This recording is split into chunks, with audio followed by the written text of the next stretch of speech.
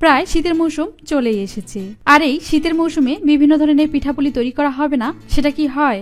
আর আমরা বাঙালিরা কিন্তু ভীষণ ভোজনপ্রিয় মানুষ।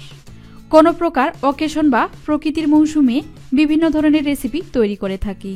তার মধ্যে অন্যতম একটি রেসিপি হলো পাটিসাপটা। এই পাটিসাপটা পিঠাটি বিভিন্ন অকেশন বা যে কোনো মৌসুমেই বানিয়ে খাওয়া যায়।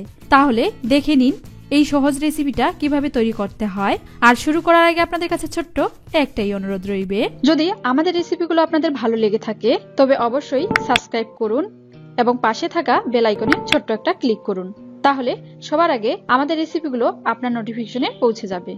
পাটিসাপটা পিঠার জন্য এখানে আমি নিয়েছি 1 কাপ আটা, সামান্য লবণ। আমি আটা ও লবণগুলো চামচের সাহায্যে মিশিয়ে নিব। তারপর দিব ঠান্ডা নরমাল পানি ও পাটিসাপটার ব্যাটারটা তৈরি করে নিব। আমি চামচ দিয়ে ভালো করে গুলিয়ে নিব পাটিসাপটার ব্যাটারটা, তবে একবারে পানি না দিয়ে অল্প অল্প করে দিব, যেন পাটিসাপটার গুলানিগুলো বেশি পাতলা বা ঘন না হয়। এবং ভালো করে চামচ দিয়ে পাটিসাপটার ব্যাটারটা তৈরি করে নিব, যেন কোনো প্রকার দলাভাব না থাকে ব্যাটারের মধ্যে। আমার প্রায় পাটিসাপটার ব্যাটারটা তৈরি হয়ে গেছে। দেখেন অনেক বেশি পাতলাও না আবার ঘনও না, সহজে চামচ থেকে পড়তেছে পাটিসাপটার ব্যাটারগুলো।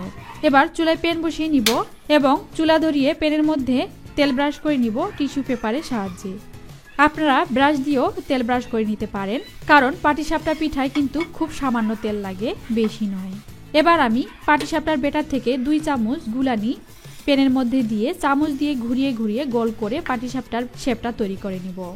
আপনারা চাইলে প্যান ঘুরিয়েও গোল করে নিতে পারেন পাটিসাপটাটি, তবে যদি প্যানটা বড় হয় তবে পাটিসাপটার সাইজও অনেক বড় হয়ে যাবে। এবার পিঠার উপরে দিয়ে দিব পাটিসাপটার খিচ্চাগুলো এবং হাতা দিয়ে উল্টিয়ে পাটিসাপটার শেপ দিয়ে নিব। আর যেহেতু বাড়িতেই তৈরি করা হচ্ছে পাটিসাপটা পিঠাটি, তার জন্য আমি খিচ্চাগুলো একটু বেশি করেই দিচ্ছি।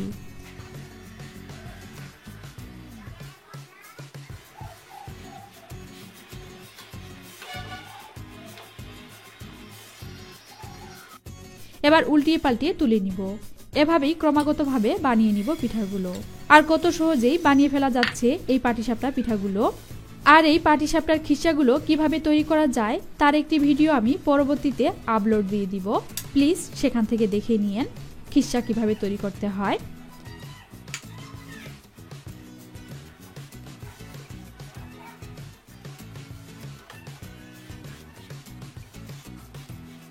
হয়ে গেল আমার পাটিসাপটা রেসিপিটি। আর যাওয়ার পথে আপনাদের উদ্দেশ্যে একটা কথাই বলবো, যদি আমাদের রেসিপিগুলো আপনাদের ভালো লাগে তবে অবশ্যই লাইক এবং শেয়ার করবেন, এবং কোনো বিষয়ে জানার থাকলে অবশ্যই কমেন্টস বক্সে কমেন্টস করবেন। এবং আমাদের আরও নতুন নতুন ভিডিও যদি আপডেট পেতে চান তাহলে অবশ্যই আমাদের চ্যানেলটিকে সাবস্ক্রাইব করবেন এবং পাশের বেল আইকনে ছোট্ট একটা ক্লিক করবেন। সো অনেক অনেক ভালো থাকবেন, সুস্থ থাকবেন, ধন্যবাদ।